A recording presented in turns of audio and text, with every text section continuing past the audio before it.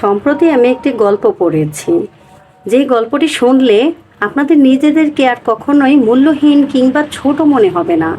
গল্পটি তাহলে শুরু করা যাক। একবার এক মোটিভেশনাল স্পিকার একটি সেমিনারে গিয়ে বক্তব্য দেওয়ার সময় একটি ঘটনা ঘটায়। তিনি সেমিনারে গিয়ে বক্তব্য দেওয়ার আগে একটি 500 টাকা নোট বের করে সবাইকে দেখিয়ে বলে, এই 500 টাকা নোটটি আপনারা কে কে নিতে চান? তখন সকলেই হাত তুলল।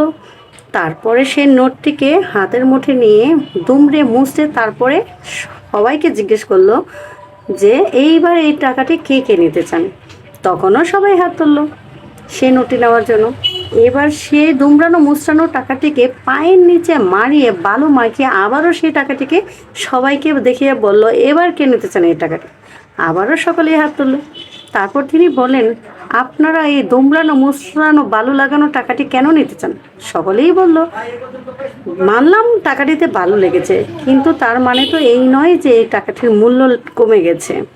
চকচকে অবস্থায় টাকাটির মূল্য যা ছিল এখনও তাই আছে। মানুষের জীবনটাও ঠিক ওরকমই। মানুষের জীবন অনেক মূল্যবান। সেই জীবনে ঝড় ঝাপটা ঝামেলা বিপদ সব কিছুই আসবে। আরে ঝড় ঝাপটা আসার মানে এই নয় যে মানুষের জীবনের মূল্য কমে গেছে। ঝড় ঝাপটা থাকার পরেও আপনার জীবন অনেক মূল্যবান। আপনার কাজ হবে সেই জীবনে পরিশ্রম করে যাওয়া এবং চেষ্টা করে যাওয়া। তাহলে এই মূল্যবান জীবনের সফলতা আসবে।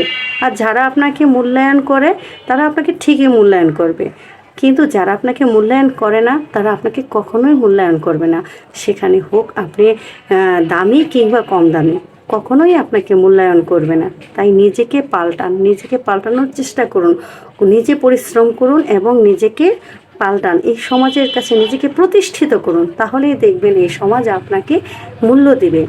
আর ওই দুমড়ানো মুচড়ানো টাকাটির মতো সবাই আপনাকে বলবে যে এটার ভালো লেগেছে, তাতে কী হয়েছে, দুমড়ানো মুচড়ানো তাতে কী হয়েছে, কিন্তু এটার মূল্য তো কমে যায়নি। ঠিক তেমনি নিজেকে প্রতিষ্ঠিত করুন।